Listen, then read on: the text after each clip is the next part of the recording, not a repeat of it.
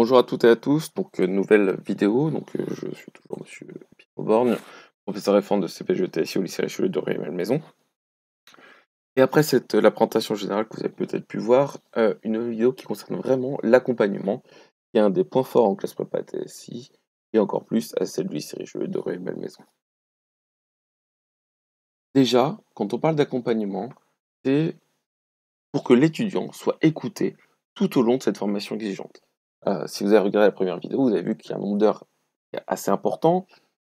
Et la classe prépa, le but, ce n'est pas de vous laisser la vivre tout seul, mais bien d'être en lien avec vous. Donc c'est pour ça, comme je vous le disais dans l'autre vidéo, que l'équipe est dédiée, mais l'équipe, en plus de ses heures de cours, est au lycée, dans une salle qui est pas loin, euh, et donc nous pouvons, à la demande de l'étudiant, ou à notre propre demande, si on s'aperçoit que l'étudiant ne va pas bien, réaliser de nombreux entretiens individuels.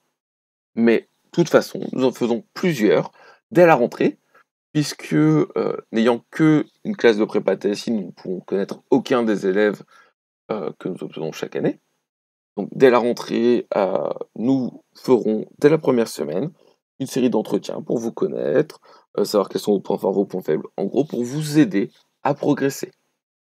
Puis, avant les vacances d'octobre, lors de ce séjour d'immersion, d'intégration que nous réalisons, enfin, à mi-semestre, c'était là par exemple aux alentours de fin décembre, début janvier, nouvelle série d'entretiens. Là, c'était plus ciblé sur certains élèves où on avait peur peut-être d'un possible décrochage ou des difficultés. Donc, pour bien les voir où ils en étaient, voir quels étaient leur état d'esprit, pour encore une fois les aider à progresser.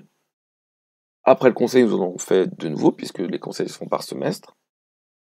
Donc c'est à l'issue de la fin du premier semestre. Vous verrez aussi qu'au Desiderata ou que aux alentours après les concours blancs que nous faisons d'autres entretiens.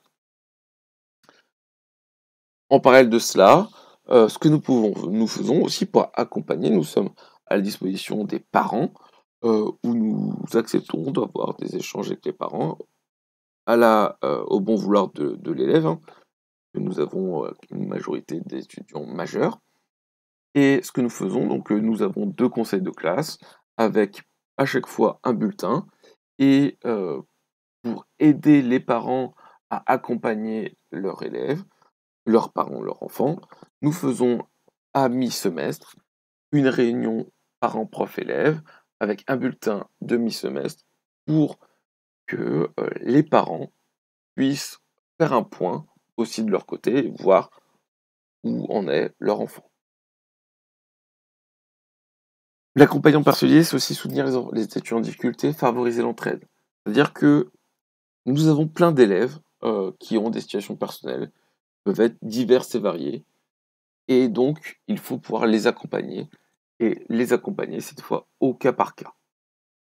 Des fois, quand des difficultés surviennent, qu'elles soient personnelles, familiales, euh, en lien avec la prépa ou non, c'est proposer des solutions pour les aider à trouver le temps de se remettre dans une situation plus classique. Par exemple, aider à trouver un logement, aider pour une démarche au Crous, aider pour des démarches de bourse, tout ce genre de choses, afin que la scolarité se déroule au mieux. De plus, nous encourageons le tutorat entre élèves, que ce soit entre élèves de la première année, de faire une liaison entre lycée et prépa. Ça fait plusieurs années que nous avons mis en place à l'issue de nos proviseurs adjointes un échange entre les élèves de STI 2D et les élèves de TSI sur un créneau d'1 heure pour accompagner et dans une démarche vertueuse. Enfin, nous essayons aussi de faire du lien entre première et deuxième année, donc entre TSI1 et TSI2. Pour les rares étudiants qui se réorientent, on va essayer de faciliter l'intégration d'un autre cursus. C'est-à-dire que si un étudiant pense qu'il n'est pas dans la même voie, par un défaut d'orientation, en pensant qu'il y aurait par exemple, plus d'informatique et moins de mathématiques, alors que vous avez vu que les horaires sont bien installés, donc nous avons des fois, tous les 2 ans, un élève, et donc soit dès le premier mois l'aider, ou à mi-semestre, ou à la fin du semestre, aider ces étudiants à retrouver un autre cursus et ne pas les laisser en formation. Vraiment, on ne souhaite laisser aucun étudiant à la rue, sans aucune formation de secours, si jamais il y a une difficulté, mais dans la majorité des cas, nos étudiants vont bien entendu poursuivre en deuxième année et intégrer une école d'ingénieur à la fin. Nous avons aussi la chance d'avoir un fort lien avec nos anciens. Nos anciens, et ce qui va être intéressant pour les étudiants actuels, c'est aider à se projeter dans le futur. C'est-à-dire que un étudiant qui est en classe prépa, savoir ce qu'est une école d'ingénieur, ce qu'est le parcours d'école d'ingénieur, dire est-ce que moi, ancien élève de STI 2D, je peux me projeter et vraiment être un futur élève d'école d'ingénieur. Donc nous avons pas mal d'élèves et nous les remercions parce que nous aussi en tant qu'anciens, ça fait plaisir de les revoir à l'improviste. Lors d'événements, nous avons pu faire quelques événements, par exemple cette année le Chinex à 8 n'a pas pu se faire, ou lors de nos journées portes ouvertes. Vous avez par exemple donc ici deux photos, celle du bas étant nos anciens élèves qui étaient revenus à la journée porte ouverte de 2020. Mais aussi, lors de le samedi 30 janvier, nous avons pu faire une journée porte ouverte plus classique. Et donc, à cette occasion, nous avons pas mal d'anciens qui ont pu revenir. Si vous voyez tout en haut à droite, notre dernier polytechnicien, pas mal d'élèves des arts, des élèves qui sont déjà, comme les deux en bas à droite, les trois, pardon, en bas à droite, qui sont déjà en lien avec l'ingénierie. Euh, et donc, cela permet aux élèves actuels et futurs d'échanger et de se dire qu'il est possible d'intégrer des écoles comme les arts et métiers, comme télécom, comme les arts, comme Polytechnique, etc., etc. Un autre Notre grosse spécificité au lycée Richelieu concernant l'accompagnement, c'est le séjour que l'on fait en début de première année, donc la dernière semaine avant les vacances de la Toussaint. Comme je vous disais lors de la première vidéo, si vous l'avez regardé, c'est plusieurs objectifs. Un, souder la classe. On veut qu'il n'y ait qu'un esprit de classe. On veut que tous les élèves qui viennent d'établissements différents puissent échanger, se connaître les uns les autres. Et donc, c'est vraiment le but de ce séjour. Autre but, c'est établir une relation de confiance entre les enseignants et les étudiants. Nous vous connaissons que par les cours. Alors, bien sûr, hein, nous ne voulons pas remplacer vos amis, nous ne voulons pas remplacer vos parents. Nous voulons prendre vraiment le rôle d'un enseignement de classe prépa, c'est-à-dire assez proche, mais en gardant la distance d'un prof par rapport à un élève. Et bien sûr, des fois, dès 2 mois après le début, il y a quelques difficultés et nous pouvons, lors de ce séjour, échanger autour d'éventuelles difficultés. Donc c'est pour cela que nous partons dans un cadre qui est bien sûr magnifique, à Saint-Paul-en-Chablais, un centre de vacances qui s'appelle le Chenex, sous le nom du séjour, où nous allons favoriser la cohésion, donc nous allons laisser des moments libres, ou des activités qui vont permettre cela, comme par exemple du laser game en forêt, comme ça a été le cas, une randonnée, du VTT et d'autres activités. Nous allons créer une unité de groupe, et donc vous voyez que au fur et à mesure des activités, nous voyons que les élèves vont se mixer les uns aux autres, et donc à la fin avoir un groupe classe, un groupe TSI, qui va bosser ensemble, s'entraider et aller plus loin. Donc dans les activités que nous allons proposer, un des grands points d'amélioration, c'est améliorer la confiance en soi à l'oral, et c'est pour cela que nous avons mis en place, avec Monsieur Fournier, collègue de mathématiques en première année, des séances d'improvisation théâtrale, et les élèves sont souvent très contents de cela, euh, et voire en fin de séjour peuvent faire un petit spectacle d'impro. Aussi pouvoir dépasser ses limites. Nous avons la prépa, le but c'est de dépasser ses limites. Et comment le montrer? C'est par une métaphore que nous allons vivre, et par exemple par cette randonnée euh, avec qui va durer une après-midi, ou qui va être aussi le terrain pour échanger, et qui est aussi une autre activité bien appréciée de nos étudiants. Et l'objectif, hein, c'est qu'ils ont un planning qui commence par un réveil musculaire, avec des cours, après des séances de repos, etc., des séances de travail le soir, pour bien montrer que la prépa, il ne faut pas aller trop dans ses réserves, il faut savoir aussi dormir, il faut aussi savoir bien manger. Et donc c'est pour ça que nous les aidons à avoir un rythme sain, et donc dans les idées que l'on a d'un rythme sain, nous avons mis en place un réveil musculaire tous les matins lors de ces jours, mais bien sûr il faut aussi savoir profiter, et c'est pour ça que nos étudiants, nous partageons un des soirs des repas typiques de la Savoie. Mais bien sûr, hein, c'est aussi garder un rythme scolaire, hein, le but ce n'est pas une semaine de vacances en plus, et donc nos étudiants peuvent comme ça travailler dans un autre rythme, mais continuer à engranger des connaissances.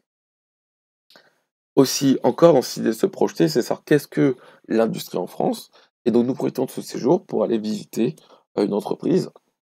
Lors du dernier séjour au Chenex, nous avons pu visiter l'entreprise Evian, que nous remercions, où nos étudiants ont pu voir toute la chaîne de production des différentes bouteilles pour voir les différentes phases et ce qui était possible de faire comme travail au sein d'un groupe tel qu'Evian.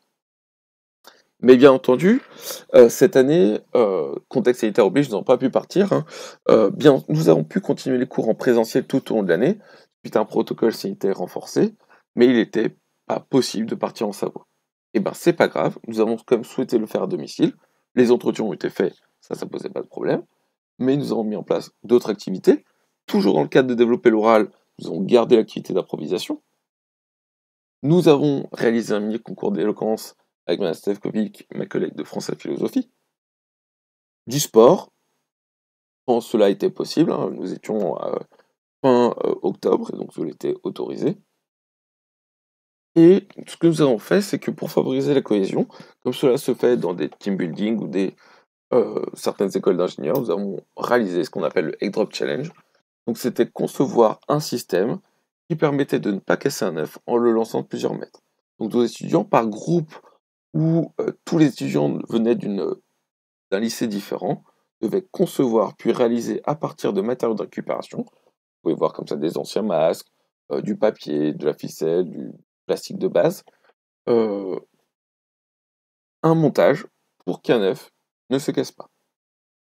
Nous avons eu différentes solutions avec différentes manières qui mettaient en œuvre certaines peut-être connaissances qu'ils avaient vues en 2I, 2D ou déjà en classe prépa. Et à chaque fois, les salles étaient transformées, dont voici deux petites vidéos. Nous les avons lancées donc de 3e étage de notre établissement. L'œuf n'a pas été cassé, il a une solution, mais j'ai un parfait amortissement pour le vol qui a permis que l'œuf soit en parfait état. Aussi encore, se projeter avec le futur, nous avons le retour, hein, merci encore à nos anciens, qui ont pu revenir à ce moment-là et échanger avec nos étudiants. Et encore une fois, toujours dans les mêmes esprits, nous avons pu dépasser, tester les limites de nos étudiants, un peu leur montrer qu'il est possible de se dépasser. Pour cela, nous avons été à l'Acrobranche, qui est pas loin du lycée Richelieu, où nos étudiants ont pu, avec des enseignants présents, échanger, faire différents parcours, et à un moment connaître ses limites, bien entendu, puisque le but n'est pas d'aller au-delà de ses limites, mais ça a permis de forger un esprit de classe. Et quand on voit notre promo de première année, nous sommes tout à fait contents, puisque nous avons l'impression d'avoir un groupe classe qui s'entend bien et pour lesquels nous espérons avoir de super résultats. Donc, comme nos autres vidéos, hein, si vous avez des questions par rapport à ce point-là ou à un autre point, n'hésitez pas à nous contacter sur l'adresse qui s'affiche en ce moment et nous répondrons à toutes questions. Merci à vous.